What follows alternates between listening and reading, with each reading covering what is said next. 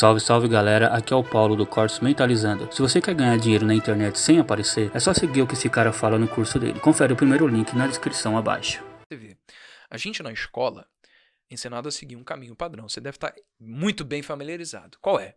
Você vai para a escola, você tira boas notas. Você passa de ano. Você sobe para o próximo ano, tira boas notas. E assim você continua até você se formar, fazer o Enem e entrar para a faculdade.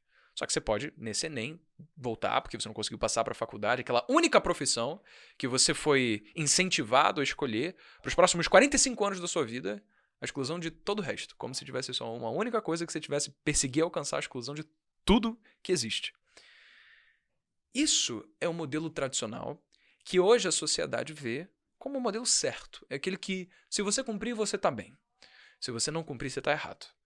Só que a sociedade não prepara a gente a esperar a consequência da gente ter incongruência nas nossas decisões. Incongruência no quê? Incongruência de você seguir um caminho que é completamente diferente daquilo que você foi ensinado a seguir. E aí o que acontece? Você fala, putz, eu não tô gostando de engenharia, não tô gostando de medicina, eu sou o problema, eu sou errado. Você começa a se sentir mal, porque todo mundo tava feliz da vida, nas suas faculdades, se sentindo bem, seus pais te ensinaram que você tem que escolher sua profissão de sua vida, você muito cedo tem os seus pais perguntando, e aí, cara, o que você vai fazer da vida? Mas, mano, a gente muda, né? A gente adquire conhecimento ao longo do tempo, às vezes você gosta de tocar violão num dia, você não gosta mais do outro, cara. Às vezes você tá perdidamente apaixonado por alguém, no dia você não tá mais no outro. Às vezes você gosta de comer bolo, num dia você não gosta mais no outro. A gente muda, a gente é volúvel. Então, a gente precisa estar constantemente sendo incentivado a novos inputs para não cair na mesmice, porque a mesmice faz com que a gente fique na mesma. E isso não move ninguém. Mas ainda assim, a gente é meio que tido como normal você fazer uma única coisa para sempre. Então, quando eu cheguei na faculdade, e quando eu comecei a ter contato com a empresa júnior, e quando eu comecei a aprender a investir, eu vi duas coisas. Primeiro, todo mundo lida com dinheiro. Independentemente de quem você seja. Você pode ser um advogado, engenheiro, você pode ser gari, você pode ser astronauta, você pode ser bibliotecário, você escolhe, cara. Você vai ter que lidar com dinheiro. A não ser que seja um monge tibetano que tem uma terra autossuficiente. Você vai precisar saber como investir o dinheiro que você recebe no mês. Você vai saber como diversificar a sua renda para cumprir determinados objetivos que você tem na sua vida. Você tem o direito de saber que você não precisa depender do INSS aos 65 anos de idade. Porque é isso que a gente aprende. Você vai trabalhar numa boa empresa para se aposentar com um bom salário, porque você vai conseguir se aposentar com o teto do INSS. Cara, pô, hoje eu fiz essa conta, uma pessoa que recebe 3 mil reais por mês, sabe quanto é que ela tem que contribuir? Ela contribui para o INSS 11% do salário, isso é média, né? Então a pessoa vai lá com 3 mil reais, contribui 11% do salário, o empregador contribui com mais 20%. Se ao invés desse dinheiro, né, ter sido usado para ir para a Previdência Social, ao invés disso fosse usado para ela mesma investir o seu dinheiro, ela com uma rentabilidade de 8% ao ano, depois, quando ela chegasse aos 65, uma pessoa com 3 mil reais por mês de renda, durante todo esse tempo. Sabe quanto ela receberia de renda passiva, velho? Ela receberia de renda passiva 26 mil reais por mês, porque ela teria acumulado um patrimônio de 4 milhões e meio. Ganhando 3 mil reais por mês, só investindo aqueles 11% que ela já dá para o Só os 11, nem conta os 20 da não, empresa. Não, conta os 20 da empresa. Considera que esses 20 seriam dinheiro que a empresa deixaria de pagar direto, Perfeito. Pagaria para o empregador, para o funcionário, para ele mesmo decidir o que fazer com o próprio dinheiro. Tá bom? Então seria 31% do salário que ele iria investir, vamos colocar desse jeito. Poderia se aposentar ganhando 26 mil reais. Uau. Precisa se aposentar ganhando menos do que ganhou a vida inteira, porque alguém que ganha 3 mil reais por mês nunca vai se aposentar com o teto do INSS. Então, isso me mostrou o direito que todo mundo deve ter de ser dado educação financeira, de base. Não é algo que você deve ver só na faculdade, isso a gente nem é. Mas isso é algo que deveria ser dado no ensino básico. Sabe por quê, cara? Porque é fácil, não é difícil. Você fala de taxa Selic, sobre política monetária do Banco Central, expansionista, contracionista, e fala, meu Deus, mas que coisa difícil daí. Isso é um bicho de 7 cabeças, eu não consigo entender. Não é pra mim. Não é pra mim. Mas, cara, é moleza, isso daqui é muito fácil, pô. A gente tem hoje pessoas que têm 11 anos de idade, começaram, e assim, só porque se não tinha um filtro, sabe, naquela coisa de, putz, vou estudar isso daqui. Mano, tem um moleque agora, ele começou com 11 anos de idade, chama Kid Investor. O cara tem 13, começou há 2 anos atrás, ele tá com 350 mil seguidores. Deve estar com mais, né, amor, agora? O maluco tá crescendo, tipo, 20 mil por dia e não tô brincando. Uau! É sério, por dia. 13 anos de Aí idade. ele tem 13 anos. É. Incrível, incrível. Felipe Moleiro. O moleque, ele fala sobre finanças, cara. Ele tem 13 anos de idade. Mas ele não fala sobre finanças como um moleque de 13 anos de idade. O cara fala que nem adulto. Por quê? Porque ele é genial? Porque ele é simplesmente fora da curva? Pode ser. Ele pode ser fora da curva. Mas o bottom line é que ele não teve filtro para começar a aprender. Se um moleque de 11 anos de idade consegue aprender sobre educação financeira, cara, qualquer um consegue, mano. E ainda assim, a gente não é dado isso na escola. Isso foi a primeira coisa que eu percebi. A segunda foi a seguinte. Tinha vários amigos na faculdade, pessoas que eram mais velhas do que eu tinha conhecido na empresa júnior, que estavam fazendo outras coisas na vida também, e estavam se formando, né? E aí, amigos que você se preocupa, e aí, cara, pô, você se formou, aí como é que tá a vida? Aí ele, mano, não consegui nem emprego ainda, cara. Tô esperando aquela proposta de estágio lá do programa de trainee, mas sei lá, vou trabalhar com outra coisa. E aí o que acontece? A pessoa passa 5 anos, no mínimo, tá? Porque normalmente em engenharia a galera se forma mais do que isso. No mínimo 5 anos, com dificuldade do caceta, mano, estudando cálculo todo dia, essas coisas que eu te falei, pra conseguir ter finalmente o diploma e, cumprindo todos os crachás que a sociedade impôs, finalmente viver bem, tá bem de vida, e não consegue emprego. Ou então, se consegue, vai ser desrelacionado à área do qual ela se formou. Ou então, se consegue, vai ser para ser contratado numa posição inferior daquilo que o diploma dela teve. Por exemplo, um engenheiro que é contratado como analista, porque existem muitos outros engenheiros muito mais experientes que estão aceitando ganhar o piso de um engenheiro recém-formado. Mas por que isso acontece? É porque os empregadores são seres opressores capitalistas que querem o mal de todos e estão desesperadamente procurando lucros? Não, cara. É a lei da oferta e da procura, pô. Lei de livre mercado. A gente não tem pessoas suficientemente aptas a abrir empresas para absorver toda essa demanda.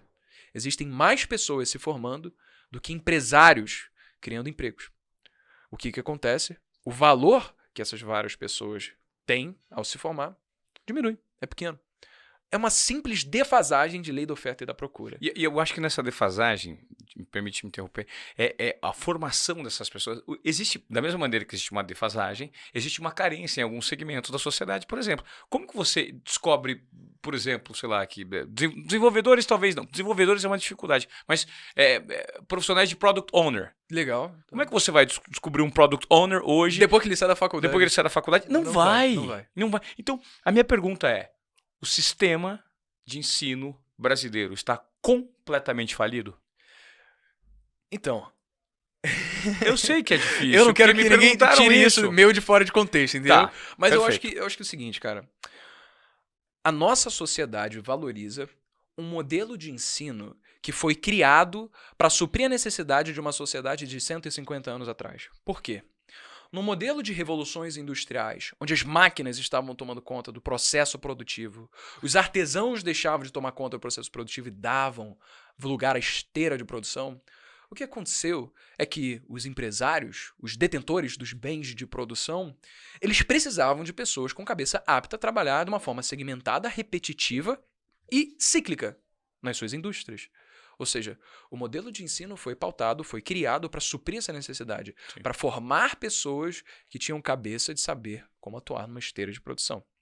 Ou seja, pessoas absolutamente especialistas. O reflexo dessa criação a gente vê até hoje.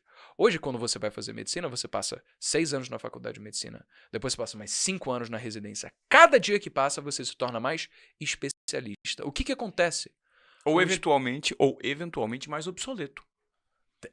Ou eventualmente mais obsoleto. Porque é um meio tão nichado, é um mindset tão preparado com um formato antigo, né, de 150 anos atrás. Como é que você vai ter senso crítico para ver o que está acontecendo no mundo e se adaptar às circunstâncias? Você sabe fazer aquilo? Faz isso daqui desse jeito aqui. Faço esse desse jeito aqui, eu aprendi. Agora faz desse... Não, esse daqui eu não sei. Não, mano, a ideia é pensar que hoje as demandas do mundo são completamente diferentes daquelas de 150 anos atrás. Claro. A gente tem outros problemas. A gente não vive mais na indústria. A gente precisa de pessoas que têm cabeça pensante, que conseguem identificar os problemas do mundo e tirar conclusões sobre o que fazer para resolver esses problemas. Como é que você consegue Cara, isso é a cabeça do empreendedor. Só que as pessoas falam, eu não quero empreender, não é pra mim. Irmão, empreender é qualquer um. E empreender não é simplesmente você abrir um CNPJ, cara. Empreender é uma filosofia de vida. É você tapar do que tá acontecendo no mundo. É você ser cético pra entender a causa do que aquilo que você viu ali gerou. Então, o que gerou aquilo que você tá vendo?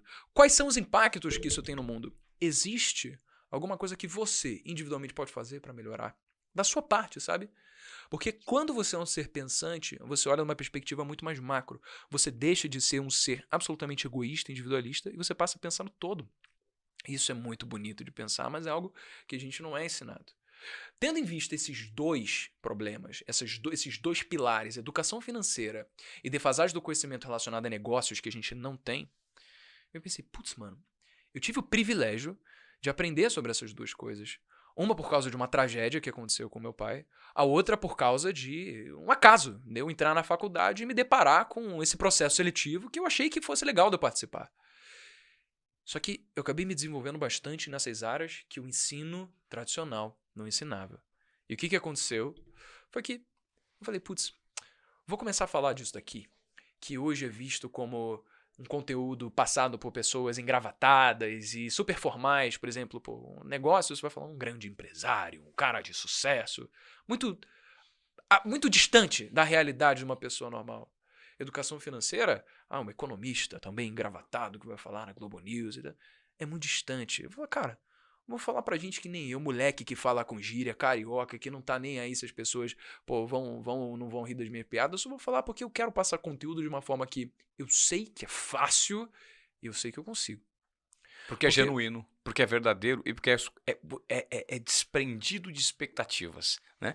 Exemplo, foi o favelado investidor. Como que você pode imaginar um menino vindo da favela que sentou aqui onde você está sentado e disse para mim que o dia mais feliz da vida dele foi quando ele levou a mãe, que é assistente de serviços gerais, e falou, mãe, pode entrar no mercado, hoje no supermercado, e comprar o que você quiser, pode encher 2 carrinhos, porque a gente tem dinheiro para pagar. E isso ele me disse que aconteceu faz pouco tempo. Nossa, sabe? E se conectar. E melhor, não é só a própria história. É uma preocupação tão genuína com o todo, e o resultado dele está vinculado ao valor que ele entrega para o todo, que ele transforma a vida de monte. Exatamente. Porque ele tem a retórica, o discurso que atinge os moleques que vieram do mesmo nicho que ele, e ele transforma por meio desse tipo de educação. É verdade. Que é o que você está fazendo. É verdade, cara. Né? Isso que é bonito do marketing digital, da produção de conteúdo. Pô, existem 7 bilhões de pessoas no mundo, cara. Quando eu comecei, já tinha o Thiago Nigro, que me deu esses primeiros passos. Já tinha a Natália Arcuri, já tinha o Bruno Perini, Pete Money, Fábio Rodo, todas as pessoas, né? Hoje ainda tem o Favelado Investidor, claro. Tem Nath Finanças, tem o Kid Investor. Tantas pessoas que falam sobre o mesmo assunto. Mas elas falam para um público diferente, porque elas falam do seu jeito, sabe? E tem espaço para todo mundo. Exatamente. Porque quando a maré sobe, todos os barcos que estão na maré sobem juntos. Sobem juntos, cara. Pô, fiquei até arrepiado, velho. Sabe por quê? Porque é muito simples. Às vezes, é um favor que você está fazendo as pessoas que não te conhecem ainda, você começar a produzir conteúdo, porque tem muita gente que vai se identificar com você. Quando eu comecei a fazer o vídeo no YouTube, eu falei, cara, eu acho que não tem alguém que compre ali o meu perfil. Eu acho que tem um público aqui desatendido, pô. E realmente, se você pega um Analytics lá do meu Instagram, do YouTube, hoje você vê, cara, 70% do meu público tem entre 18 e 30 anos de idade. 70%? 70% do meu público, cara. 20% é a galera sub-18, 10% é a galera que tá mais de 50 por aí, sabe? Sei. É assim, então, exatamente eu. São pessoas que se identificam comigo, porque parecem comigo, sabe? Então, porque é você traz um frescor, você tem uma cabeça arejada que se conecta exatamente com o mindset dessa galera e gera transformação, e tudo bem. E você imagina se você parasse para pensar que você não teria mais espaço, porque já existe o Thiago Nigro, já existe o Serbasi, já existe a Nath Arcuri, você imaginou? Que loucura que poderia ser. E, cara, provavelmente eu não teria nem começado, porque essas foram as pessoas que me deram os primeiros passos no mundo de educação financeira e mostraram que existia um mundo novo a ser descoberto e possivelmente que eu poderia ser mais um agente de mudança nesse mercado. Se eu não tivesse tido contato com eles, cara, não é que eu ia ter um mar azul para mim. Não, provavelmente não ia ter nem jogos de negócio, entendeu? Ou seja, foi justamente o fato de um ou vários players começarem que possibilitou com que o mercado crescesse como um todo e abrangesse cada vez mais pessoas. Legal.